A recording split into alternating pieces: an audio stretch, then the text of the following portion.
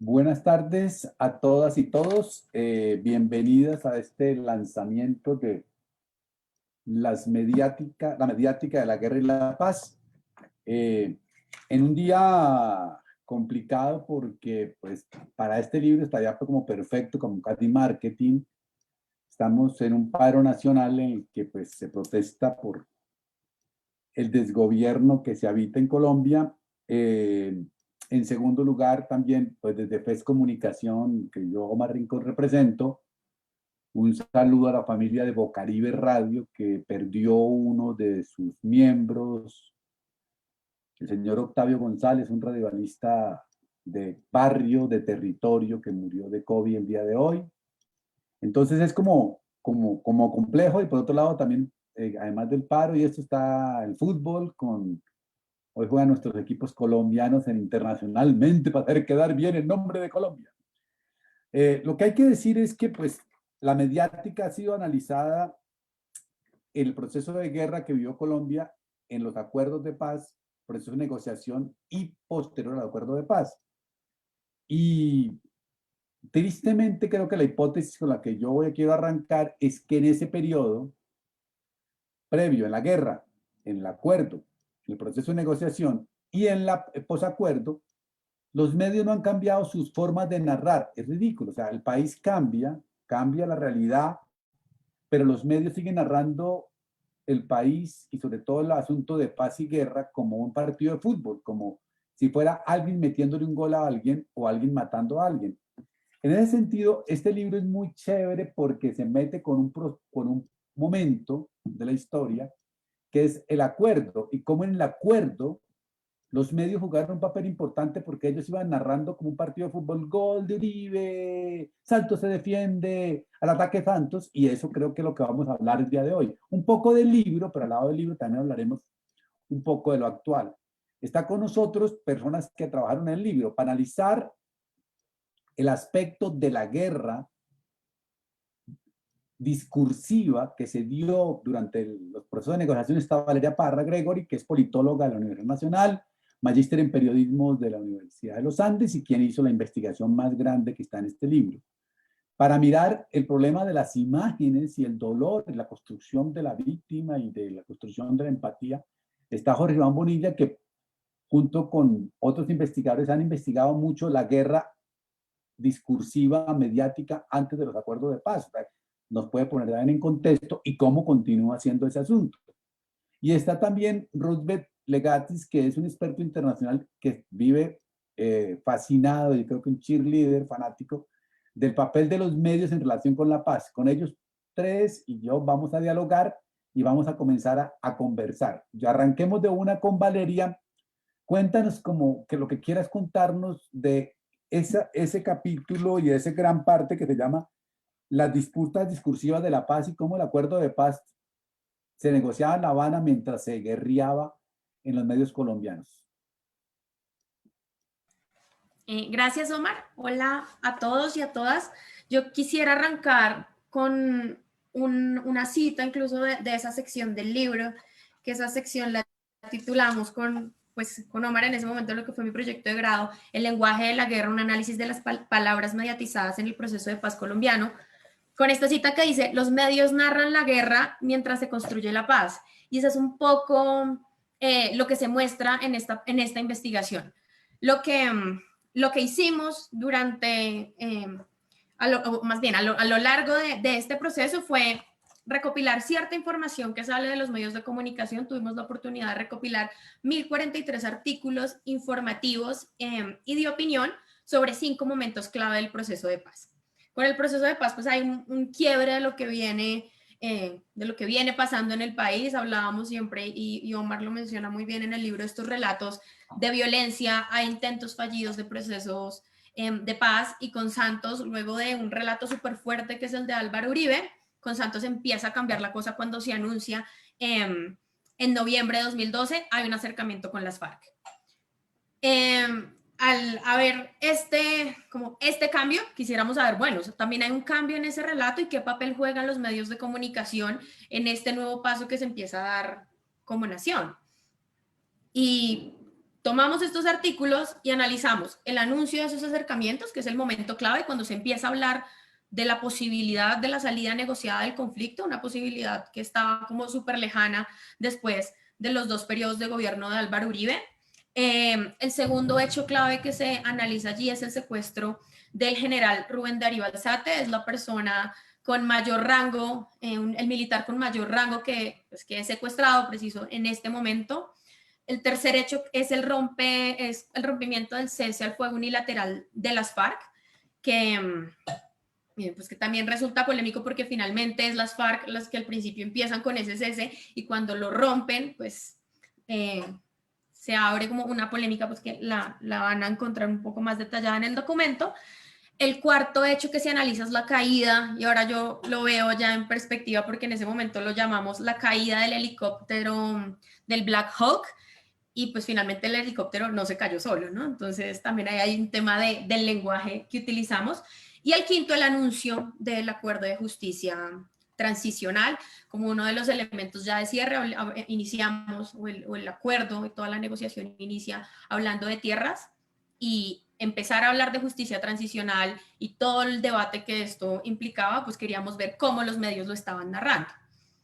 Para analizar esos 5 hechos, tenemos estos artículos que los tomamos del Tiempo, del Espectador y de la revista Semana, porque son los medios con mayor difusión y que tienen como alcance nacional. Esa fue la razón para elegirlos. Y utilizamos todos esos artículos y los analizamos a través de 7 categorías: la paz, la guerra, la patria, justicia, impunidad, verdad y el otro. Entonces, a través de un sistema no, sino de un programa de análisis cualitativo, metimos ahí todos los artículos y empezamos la lectura, que ahí sí ya el programa pues nos ayuda para ciertas cosas, para organizar, pero sí fue una lectura pues, que hice yo de cada uno para ir categorizando lo que allí encontramos. ¿A qué conclusión podemos llegar después de leer todos estos artículos? Por un lado, que el lenguaje que se sigue utilizando, primero en el caso de los artículos informativos, es un lenguaje que contribuye totalmente a la polarización, es un lenguaje en el que estos medios de comunicación lo que hacen es seguir utilizando el lenguaje de sus fuentes. ¿Y qué ha pasado con las fuentes desde que hemos narrado el conflicto desde siempre? Que son, pues las fuentes es el establecimiento. Un poco, ahora yo creo que lo podemos conversar, es a qué le debería apuntar el periodismo y qué enseñanzas nos deja lo que ha pasado antes y qué nos deja el proceso de paz. Es, bueno, ¿qué podría hacer el periodismo de verdad para construir y propiciar un ambiente de reconciliación? ¿Qué pasa? Durante el proceso de paz, el lenguaje que utilizan para informar, para presentar solamente noticias, no nos metemos todavía con artículos de opinión, es totalmente polarizante. Es un lenguaje en el que se sigue replicando un poco el relato, la retórica que se utiliza desde los 2 gobiernos anteriores. Entonces, esta idea de la guerrilla como el principal problema, los terroristas como el principal problema de todo lo que pasa, es lo que va a primar en los 5 casos que podemos ver allí. Si vamos al tema de los artículos de opinión y cómo desde las distintas posturas se narran y se describen, aunque si es un tema de qué tipo de realidad se está construyendo a través de lo que se escribe en esos artículos, nos encontramos con algo muy paradójico, y es que estas categorías que les mencionaba hace un rato, el otro, la paz, la guerra, si nos concentramos en ese otro, y es que si estamos en una confrontación, pues hay un enemigo, el lenguaje más violento lo utilizaron quienes estaban a favor del acuerdo de paz. Entonces resulta muy paradójico que quienes estamos pensando, necesitamos salir de este conflicto, la mejor forma de hacerlo no es seguir en el monte, sino es venir y dialogar, pues no estamos propiciando eso a través del diálogo, porque en realidad lo que estamos haciendo a través de los artículos que allí se publicaron eran totalmente, pues, descalificar al otro, utilizar todo tipo de metáforas o estrategias retóricas para anularlo y ganar un poco esa guerra retórica y anular simbólicamente a quien no está de acuerdo con nosotros, que en ese caso eran las personas que estaban en contra de la salida negociada del acuerdo. Yo creo que hay un punto muy importante para reflexionar, porque listo, se acabó la negociación y todavía un poco seguimos con con esa disputa sobre quiénes estaban a favor o en contra. Ahorita hay alguien, ahorita decimos que pues está haciendo trizas el acuerdo, pero si en realidad pensar en un ambiente o más bien en unos medios que permitan construir una narrativa que no contribuya a la polarización, que nos permita reconocer a las otras personas, creo que todavía hay mucho allí por recorrer. ¿Qué vemos también de otro lado? Pues el intento fallido que sobre eso yo creo que va a hablar seguro un poco más Omar, el intento fallido que hay desde el establecimiento para comunicar a la ciudadanía, para comunicarnos a todos y a todas qué es lo que está pasando. Y por eso en la medida en que cuando se anuncia el acuerdo tiene aprobación de más del 60% de la población y apenas ya vamos en el rompimiento del cese al fuego y con el secuestro de este general, empieza a caer esa popularidad. Y eso también tiene que ver con el lenguaje que se utiliza para comunicarse con la ciudadanía, ¿no? Yo creo que ahí esos serían como los primeros puntos relevantes con los que quisiera arrancar. No sé si ahí al respecto quieras agregar algo, Omar, Rosbe o Jorge. Continuemos hablando del libro y después nos volvemos a eso que tú planteaste ahí, porque yo ya después, en ese tiempo no lo creía. Cuando estaba el acuerdo de paz, yo creía que el periodismo y lo podía cambiar de lugares y formas narrativas de enunciación. Yo hoy soy muy, muy complejo, pero no por maldad, no estoy diciendo que los medios sean malignos, ni que los periodistas sean malignos, sino como que hay un modo de narrar como que nos ganó y eso yo creo que es un tema de autocrítica que tenemos que analizar. Jorge, en su capítulo, él trabaja, pues es como un anexo, un pequeño elemento sobre volver a mirar fotografía, atrocidad y memoria, pero Jorge hizo una tesis doctoral, así como el resultado del trabajo de Valeria es de una tesis de maestría. Jorge, este artículo hace parte de su tesis doctoral, que analizó mucho más el problema del dolor, la imagen, el sufrimiento. Entonces, Jorge, ¿cómo de tu capítulo y de lo que tú tienes que decir sobre el dolor y la imagen, qué nos cuentas? Bueno, Omar, muchas gracias por la invitación para este lanzamiento de este libro. Pues muy complacido de compartir aquí compartir con Valeria y con Rosbe y contigo. Bueno, este capítulo, como tú lo dices, de volver a mirar fotografía, atrocidad y memoria, básicamente se extrae de mi libro, de mi tesis doctoral que se titula La barbarie que no vimos.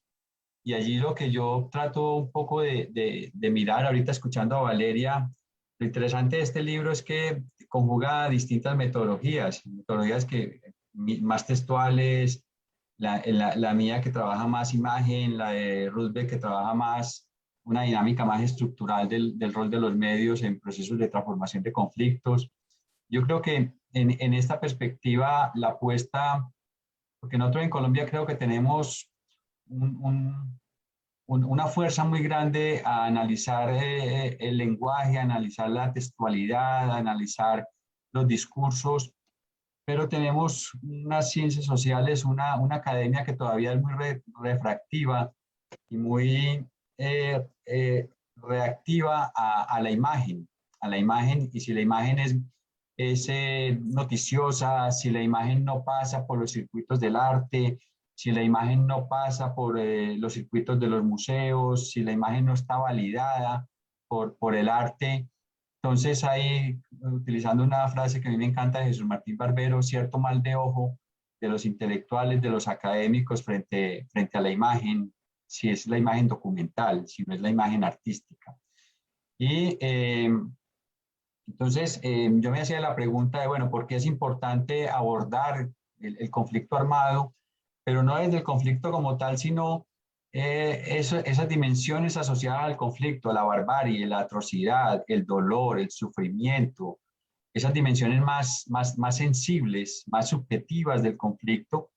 Y ahí encontraba la necesidad de mirarlo a partir de la imagen fotográfica, En el libro yo hago un trabajo más grueso y en este capítulo básicamente yo me centré como abrebocas o como un a propósito de en la exposición de Jesús Abad Colorado, El Testigo. Esa exposición que duró casi 2 años, expuesta en el claustro de San Agustín, allá en Bogotá, compuesta por unas 500 fotografías.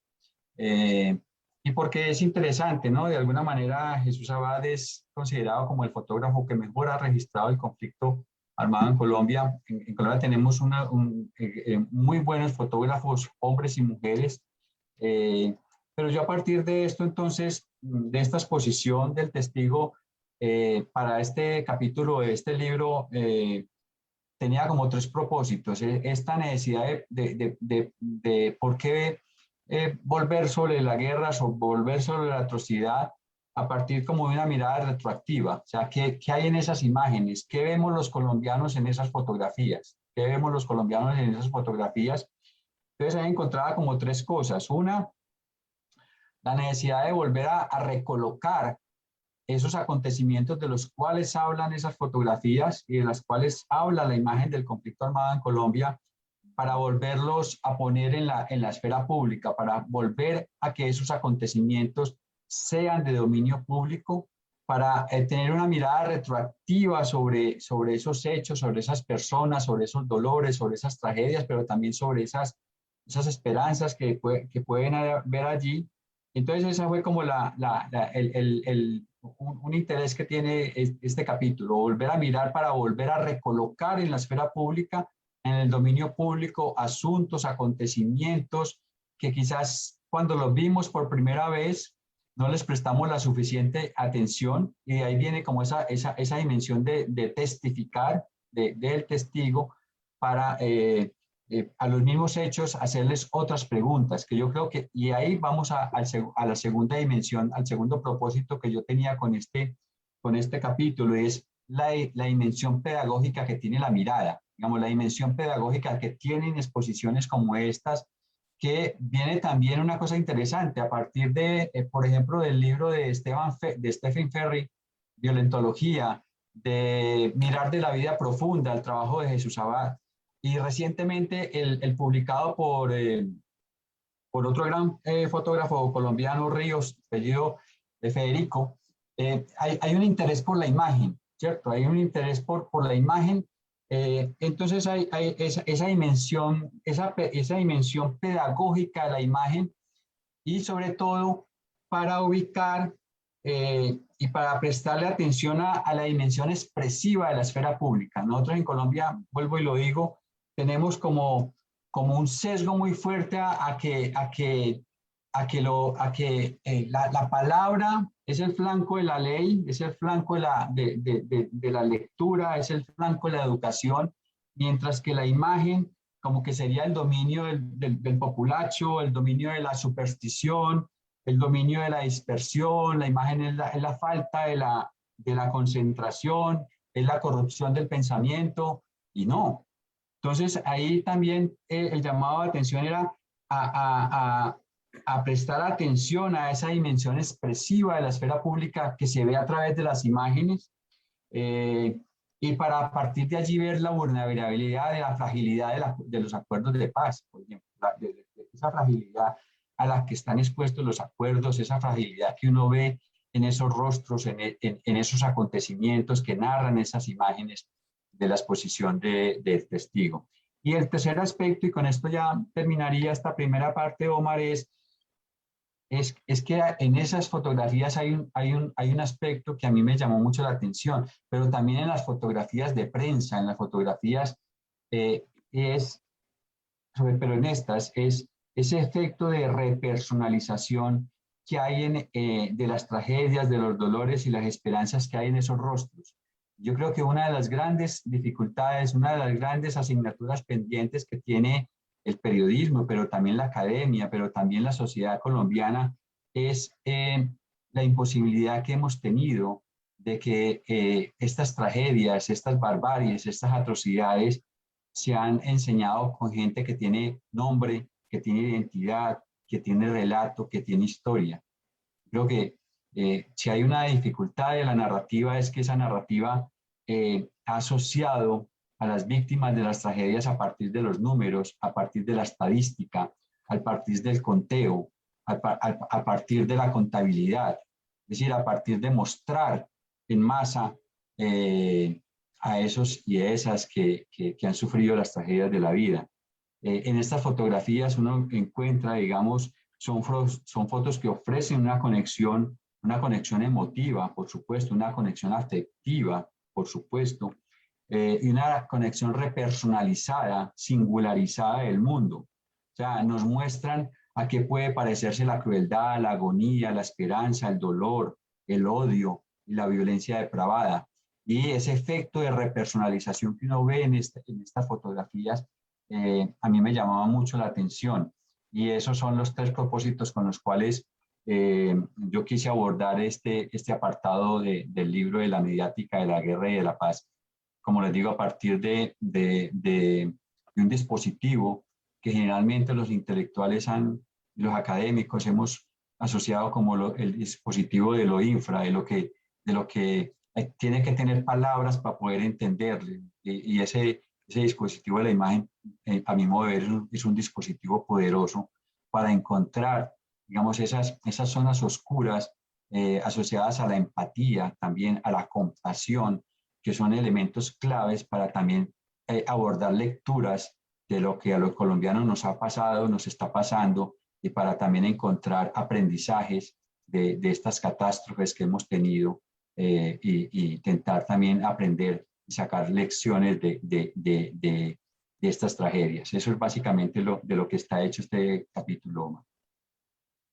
Gracias, Jorge. Y ahí me pone a pensar, cuando yo hablo del fracaso narrativo de los medios respecto a la paz y a los acuerdos, porque siguen narrando con como con un solo foco y un solo formato, lo que tú trabajas trae a cuento una cosa que es importante, y es, por ejemplo, en el fotoperiodismo colombiano, en el periodismo colombiano, la imagen ha cumplido un factor ilustrativo, ¿no? No es un acto narrativo. El fotógrafo llega por aparte, toma la foto, la manda, pero lo que importa, el que firma, es el autor, el periodista escritural. O sea, también hay eso. En televisión lo mismo, el camarógrafo va y graba, pero el que importa es el periodista que habla a la cámara. O sea, hay un desprecio por la imagen como una cosa que ilustra, porque lo que importa es lo escritural que tú mantienes ahí. Entonces hay un fracaso también narrativo visual, porque hemos registrado, y Héctor y Jesús Abad, para poder hacer su obra, se retira casi que del periodismo y convierte eso en una secuencialidad. Stephen Ferry también hace lo mismo, Federico Ríos. O sea, les toca como que no se puede de los medios crear esa conciencia. Y lo otro que pensaba Jorge después para seguir la reflexión, claro, es que también a nivel de visual, los acuerdos de paz eran aburridos, no tenían ni visualidad. La paz es aburrida visualmente, pues que un paisaje amoroso es pacífico, luego no es visual noticia para los periódicos. Entonces, también habría que mirar también esa visualidad de la paz, cómo se enfrenta. Y con eso paso donde está el joven Ruth, que él, pues yo lo conocí, es un investigador alemán que se ha especializado en analizar procesos de paz, acuerdos de paz, momentos de guerra en el mundo mundial, y el papel que los medios de comunicación pueden cumplir para reconstituir o para ser un factor casi, si no pedagógico, como decía Jorge, como un factor, ¿cómo llamarlo?, proactivo en consecución de la paz. ¿Cómo es tu capítulo y qué nos cuenta de esa relación entre medios y paz? Bueno, muchas gracias, Omar, por esa introducción, y también gracias por la invitación tanto a este proyecto supremamente interesante y el espacio de hoy. El artículo La construcción de paz con relación a los medios en procesos de transformación de conflictos, un título un poco técnico, es creo que una contribución conceptual a los capítulos, al análisis muy interesante en los otros capítulos desde la realidad colombiana. Yo estoy trabajando este tema desde, digamos, yo soy politólogo desde esta perspectiva, pero sí tengo experiencias de periodismo también para defenderme un poco. El texto, No. el texto presenta la respuesta a una observación que hice en ese trabajo con procesos de la construcción de paz. Y fue la siguiente: a nivel institucional y en el diseño de intervenciones en países en conflicto, frecuentemente los medios y periodistas están pensados o como instrumento estratégico efectivo, es decir, el fin es usarlos como instrumento, o están pensados como un factor de riesgo para procesos de paz. O en otras palabras, el fin de trabajar con ellos es disminuir el presunto riesgo. Hay justificaciones para ambas perspectivas. De hecho, medios y periodistas cometen muchos errores y añaden dinámicas a los procesos sociopolíticos de la construcción de paz que complican mucho la situación. Sabemos todas y todos, pero no quise parar en esa crítica. Por el otro lado, tenemos las promesas, en mi punto de vista, exageradas del periodismo de paz o otros modelos relacionados, mostrando el trabajo periodístico, el trabajo de medios y el tema de comunicación como panacea.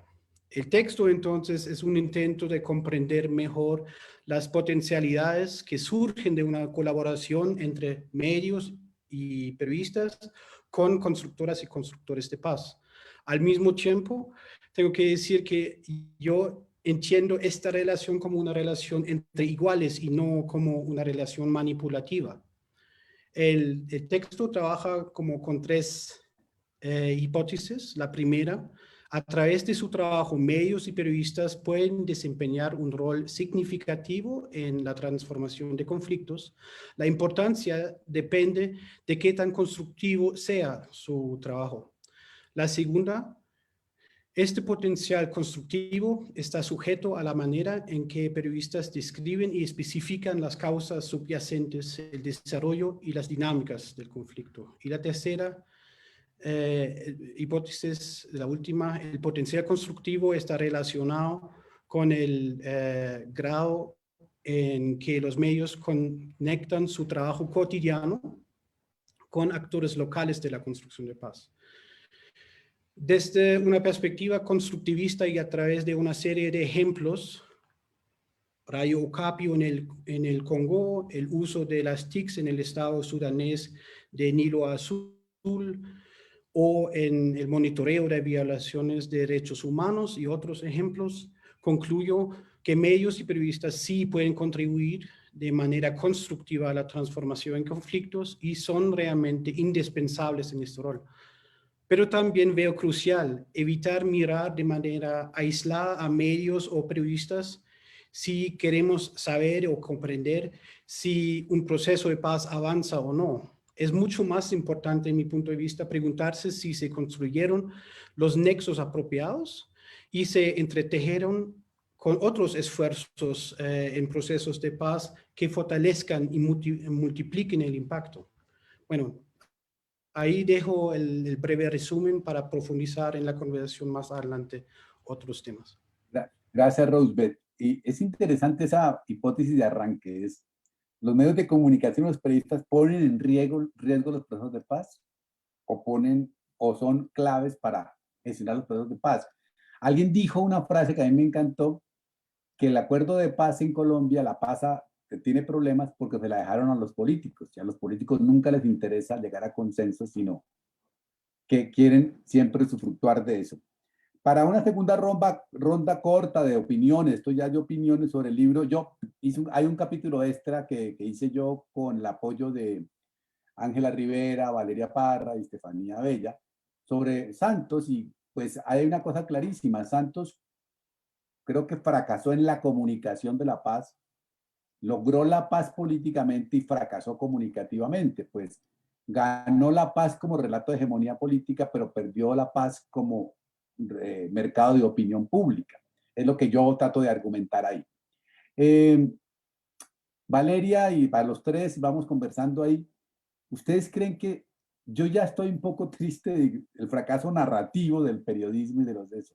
Yo no veo que cambien con ninguno, ni con el virus, ni sin el virus, ni con la paz, ni con la guerra, sino que antes veo peor, que cada vez el periodismo deportivo se está tomando todo el periodismo nacional. O sea, El periodismo ambiental se volvió periodismo deportivo. Los están a favor y en contra. El periodismo de derechos humanos, a favor y en contra. O sea, es como si el periodismo deportivo, que está hecho por, se discute si el periodismo deportivo es periodismo, es hecho por hinchas.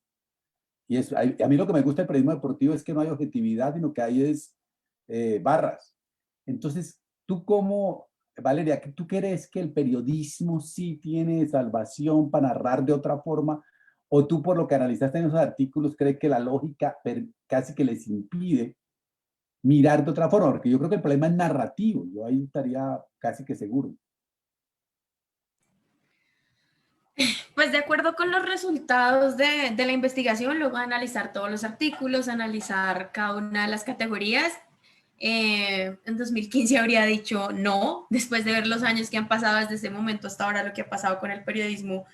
Creo que el panorama sigue siendo muy difícil, pero creo que pues finalmente lo que se está haciendo es formar a otros periodistas y a otras periodistas, y creo que lo que sí habría que pensar es hacia qué debería apuntarle esa formación.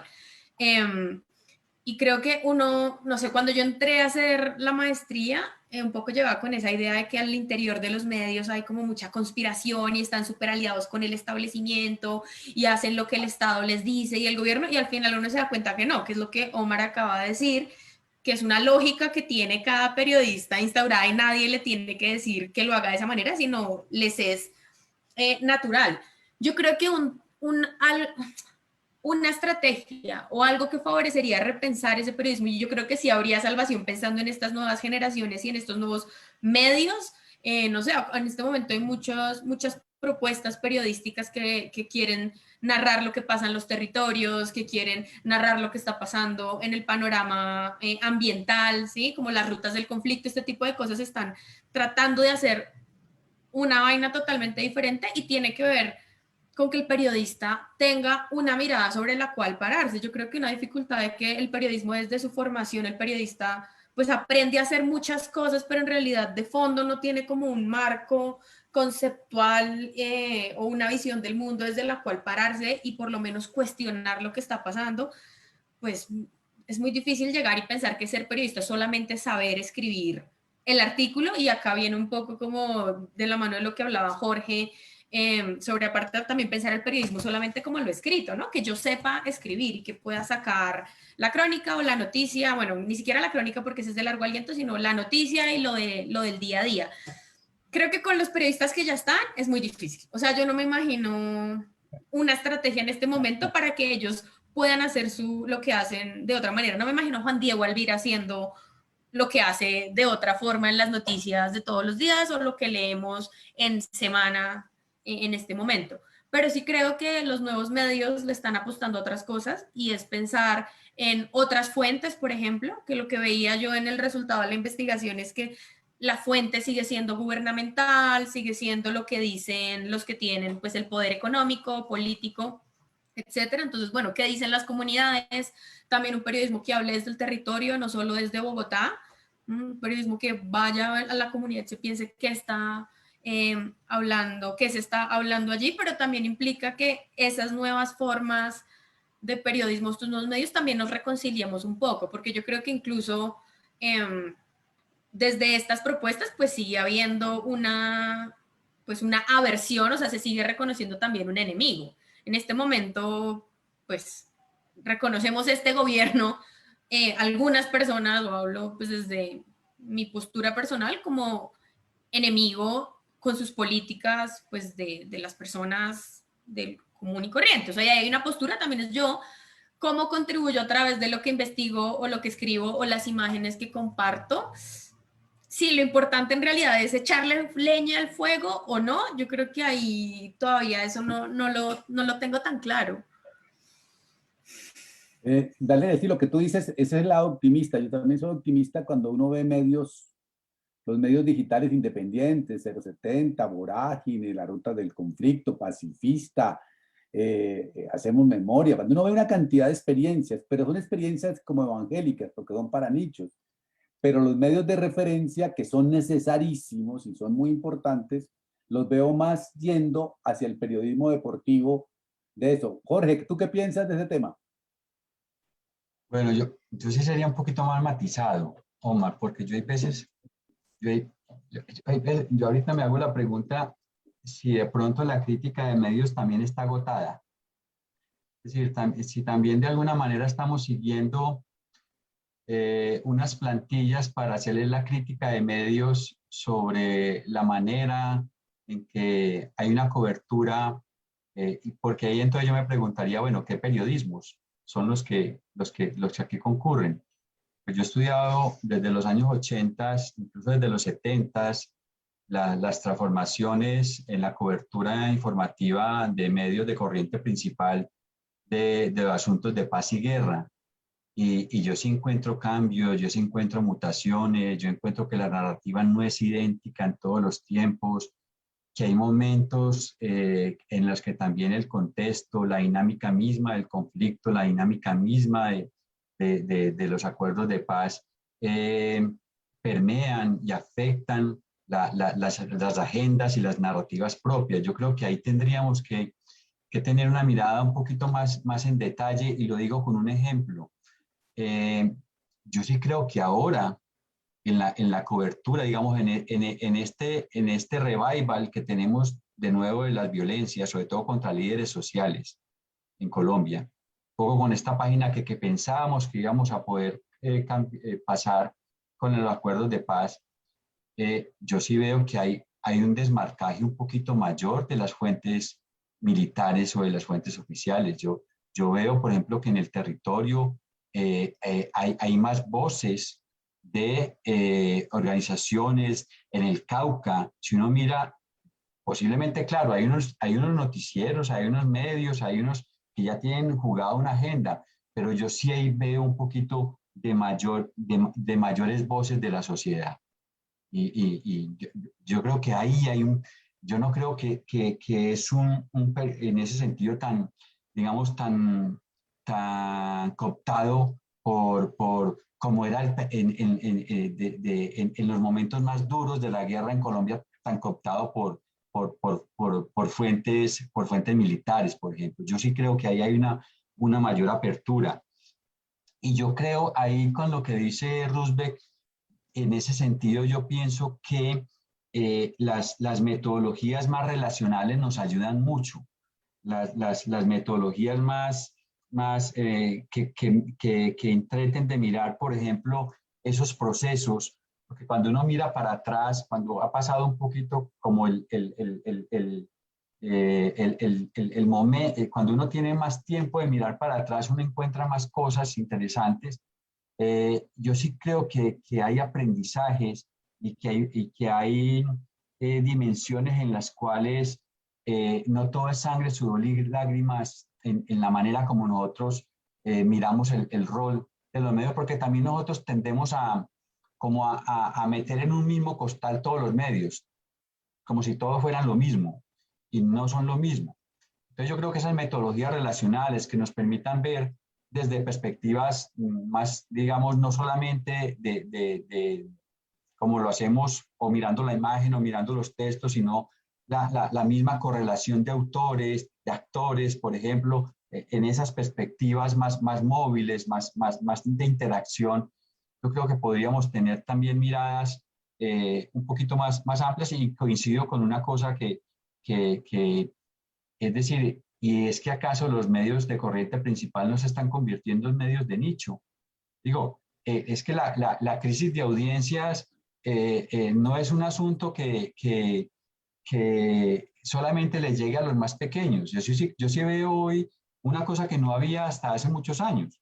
O sea, el papel de 070, la FLIP misma, Consejo de Redacción, Pacifista, Mutante, Vorágine, las Volcánicas. Es decir, hay una serie de propuestas de periodismos que sí, son periodismos de nicho, pero ¿cuántos son los que leen El Colombiano? ¿Cuántos son los que leen El Espectador? Digo, con periodismos de nicho se están convirtiendo todos. Entonces, ahí yo creo que es importante como esa perspectiva. De pronto sea un sesgo optimista que yo tengo, porque creo que esas miradas de larga duración, de mirar continuidades, de mirar transformaciones, puede ser útil un poco también para mirar yo sí creo que ha habido aprendizajes del acuerdo de paz frente a la manera como la información, digamos, de corriente principal está dando cuenta de los acuerdos, de la manera de las FARC, etcétera, como partido. O sea, yo no veo necesariamente una información que esté atizando en los odios, que esté atizando las violencias de nuevo. O sea, hay muchas dificultades y hay también muchas formas que uno puede criticar de eso, pero digo, yo creo que sí ha habido unos aprendizajes en ese sentido, incluso en los periodistas. Evidentemente, hay unos medios que están jugados por unas agendas, pero creo que habría necesidad un poco de mirar las otras aperturas que posiblemente nos puedan permitir otras miradas. Sí, Jorge, yo creo que lo que tú dices es el primer argumento que digamos que es generalizado y que comparto, que lo traes, es que toca hablar de periodismos, la primera cosa. Esa me parece que es clave, porque también, por ejemplo, la mala fama del periodismo viene dado por la televisión, pero hay periodismo radial, escrito, digital, y el televisivo es el que se critica mucho, como si fuera el único periodismo. Y hay periodismos ciudadanos, digitales, militantes, hay cantidad de formas de esas. Y de todas maneras, sí, hay periodismo de breaking news, de noticia diaria, y hay periodismo lento. O sea, creo que es periodismo lo que hay que aclarar para eso. Eso es para otra discusión que no vamos a hacer hoy, pero que es discutir la necesidad de medios de referencia, porque son generalistas de mucho. El problema cuando uno comienza a informarse por nichos, comienza como la necesidad de tener algunas cosas comunes, pero eso es una discusión para otra cosa. Rosbeth, ¿tú qué crees de todo de lo que has investigado? Tú concluiste más o menos que sí, tú eres optimista de que los medios y los periodistas cumplen un rol, pero como tú has vivido en Colombia, al ser extranjero, creo que, pues, no sé, tienes una mirada cruzada con África y con otros conflictos. ¿Qué piensas de lo que ves en Colombia en este momento? Creo que sí, yo quiero destacar como Valeria y Jorge la innovación en el periodismo, en la forma de contar acá en Colombia lo que está pasando. Digamos, yo empecé a trabajar con Medios para la Paz para mi tesis hace mucho tiempo, pero empezó con un proyecto supremamente interesante para realmente cambiar el periodismo, ¿sí? Con todas las condiciones dadas en ese tiempo y sí, las complicaciones de poner en marcha, de implementar lo que uno crea en la práctica. Pero, digamos, con todos los ejemplos que hemos escuchado, es impresionante la innovación, digamos, la energía de sí hacer otro tipo de periodismo, de aprender otra forma de contar lo que está pasando. Entonces, sí, complemento, me impresiona eso mucho. En cuanto al periodismo en general, digamos, yo no me atrevo a decir muchas cosas, yo soy el extranjero, ustedes son las y los expertos, pero digamos, desde la perspectiva de la construcción de paz, de las ciencias políticas, es que las y los periodistas fueron socializadas acá en Colombia, son frutos de Colombia en cierto sentido. Entonces, lo que yo veo importante también es trabajar con temas típicos del trabajo en la construcción de paz, como con educación, con cuestionamientos de identidades, de mí mismo para que yo empiezo a ver el mundo un poco diferente. No es solamente aprender nuevos estilos de narrar si yo no cambio o por lo menos no cuestiono mi propio punto de vista. También el periodismo es sí, es un fruto, digamos, como han dicho, hay varios tipos de periodismo, pero en general es un proyecto político, perdón decirlo, digamos, y eso está bien, solamente es importante de reconocer también estas características que se reflejen en el día a día del periodismo acá. Y, y lo otro, digamos, yo tengo un problema, si siempre estamos diciendo o mirando solamente a medios o periodistas, si fuera posible que con el mejor artículo o el mejor programa en televisión o radio van a cambiar las perspectivas en una comunidad X. Sino es muy importante trabajar el tema de la alfabetización mediática e informática. Yo tengo que realmente aprender, digamos, desde la escuela, pero también con generaciones de mayor edad, otra vez, digamos, hacer este trabajo fundamental que muchas veces no está enseñado para trabajar en los dos extremos, ¿sí? El periodismo, por un lado, horizontal, perdón, en un lado y con la audiencia y darle agencia a esa audiencia para que se formula un círculo de cambio social, ¿sí? Entonces, pero no, quizás no vi, no sé, no encontré estos proyectos, pero este tema de la alfabetización mediática e informática, al mismo tiempo con nuevos estilos de narrar, con nuevos estilos del periodismo, me parece supremamente importante para dejar Gracias, eso Ruth. así. Yo creo, pues, con base en lo que tú dices, hay una cosa en la que sí creo que tú nos invitas y que Jorge también nos invita. Yo creo que requerimos autocrítica de periodistas, de críticos, de académicos, de todos, de gremios, que seamos, porque hay veces nos ponemos a pelear entre quién es mejor y quién es peor, quién es mejor periodista. Eso. Creo que es un tema que surge de acá. Pero lo otro que tú propones también lo cree mucha gente, que es la alfabetización digital y mediática. Yo no creo en eso, pero eso es otro debate que no me meto en esa, pero que hace parte del asunto. Ya para cerrar, porque no queremos cansar a nuestros 42, 43 personas que han estado con nosotros, a los cuales agradecemos resto, en especial a los que escribieron, Juliana Lucía Forigua Sandoval y al maestro amigo nuestro Pepe Lazo desde Ecuador. Un abrazo, Pepito. Entonces, muchas gracias por estar. Yo quiero simplemente para terminar, tú después de ver el libro, porque estos son procesos lentísimos, uno se demora 2, 3, 4 años para hacer un libro, porque toca pasar por pares, toca seguir proceso académico, proceso editorial, proceso de edición. Agradecemos a Ediciones Uniandes el haber publicado esto, y les recuerdo que pues está disponible digitalmente en ebook y físicamente, y vale 35.000 pesos, no está caro, lo pueden encargar a librería de Ediciones Uniandes y está realmente barato para lo que están costando los libros ahora, y se lo mandan a la casa. Entonces creo que es una buena oportunidad. Creo que desde mi punto de vista el libro abre debates como esto que estamos hablando, como que sirve de un punto de partida de plantear campos de pensamiento, porque no es un libro académico, es un libro básicamente académico, pero analítico, que propone agendas, que propone maneras de pensar. Valeria, tú después de que viste el libro, ¿qué te gustó y qué recomiendas a los que nos oyen? ¿Por qué vale la pena leerlo? ¿Qué te pareció chévere? ¿Qué sorpresas te llevaste?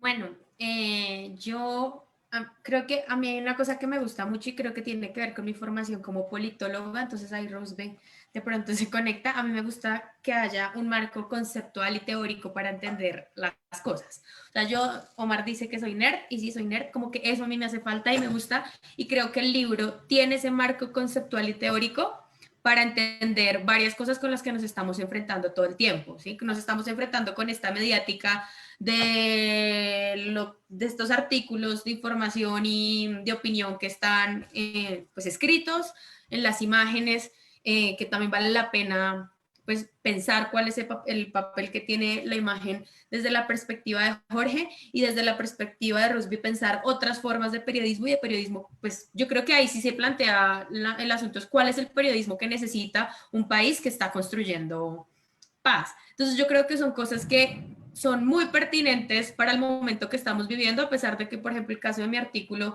tiene que ver con la negociación del proceso.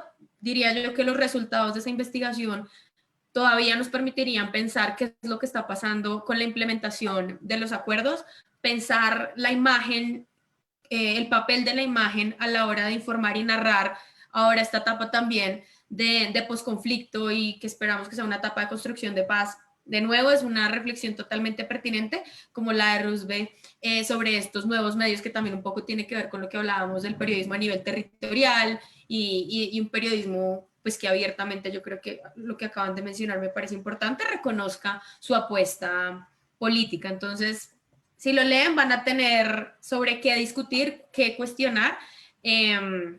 Entonces, invitadas e invitados a que tengan el libro. Jorge, tú que acabas de publicar tu libro y este es como, no es tan serio como el tuyo, que sí es una investigación a fondo, pero ¿qué le viste como interesante y que le parezca que le digas a la gente le puede parecer interesante para leer? Sí, no, dos cosas a mí me parecieron muy interesantes de este libro. Primero, las miradas plurales, las metodologías también diversas. El trabajo de Valeria, un trabajo muy juicioso, muy riguroso, desde la perspectiva de los discursos de prensa, con unas categorías, con un trabajo de análisis muy sistemático, muy riguroso, que realmente uno como lector ve ahí ese rigor. Dos, el trabajo de ese plus, el trabajo de Omar, por ejemplo, que ya no lo mira desde los medios, sino desde la comunicación de un gobernante que lideró sus acuerdos de paz. Entonces, la comunicación política de ese gobernante, entonces se sale de los medios para mirarlo desde el gobernante y desde ese medio ambiente, de esa atmósfera comunicativa que se creó, donde está el gobernante con los actores involucrados en el conflicto. Yo creo que esa mirada también es muy interesante porque se sale del texto para mirar más la atmósfera del ambiente.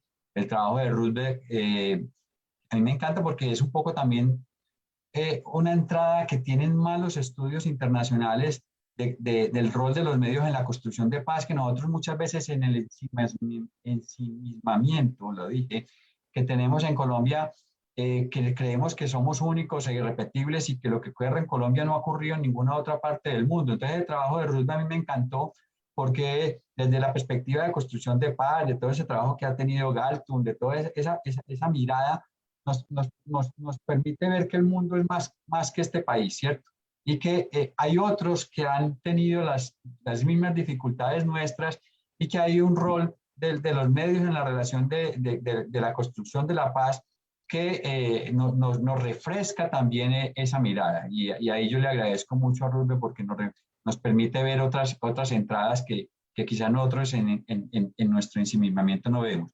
Y el texto mío, pues, que es la entrada sobre la imagen, que la imagen también sirve para pensar, que la imagen no es apenas infracomprensiva, no es apenas interpretativa, que las imágenes juegan un papel muy importante para pensar de lo que estamos hechos. Y lo otro es la vulnerabilidad de estas cosas. Digamos, estos cuatro trabajos nos recuerdan un poco de a qué puede volver a parecerse la guerra si la violencia vence, si no somos capaces de construir una sociedad mejor de aquí para adelante.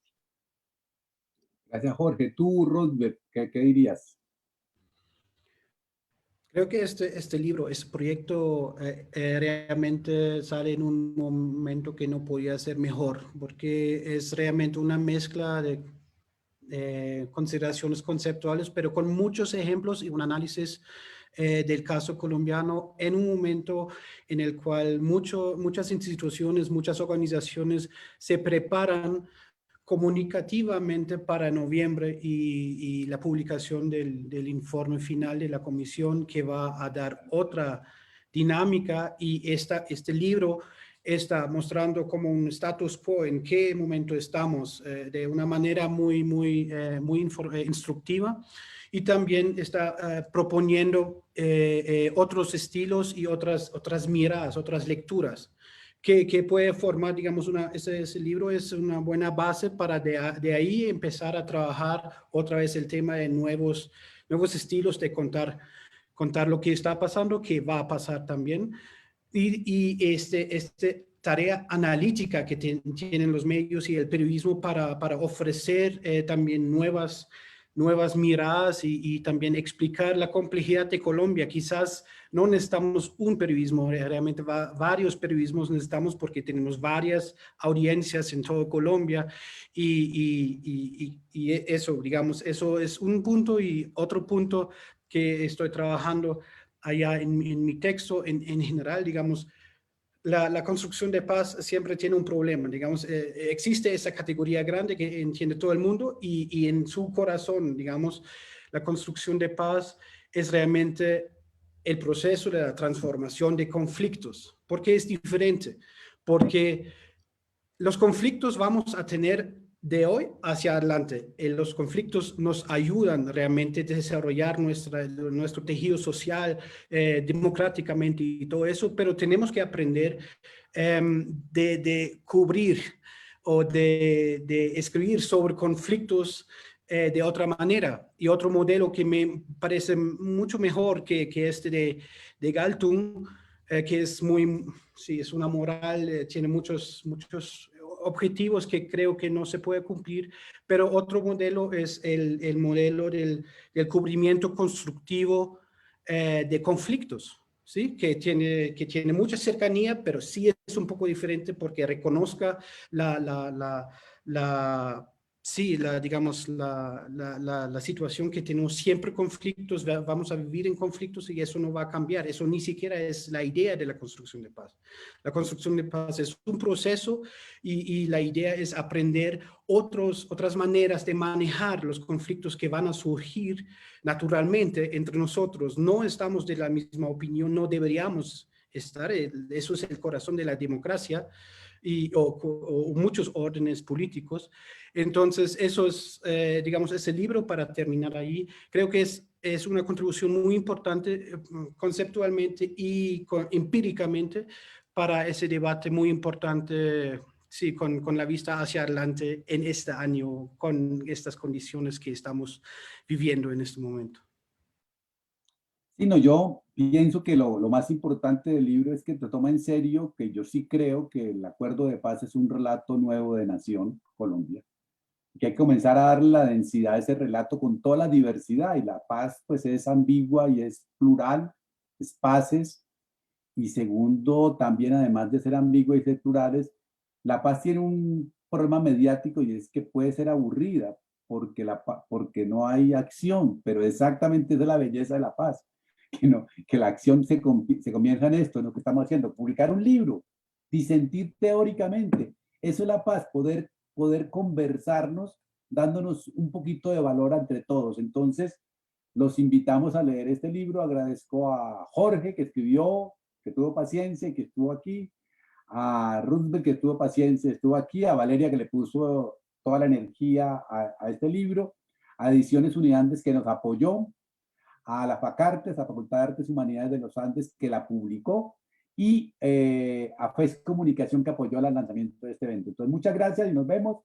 Y véanlo, cómprenlo, léanlo. Chao, chao, chao, chao, chao, chao.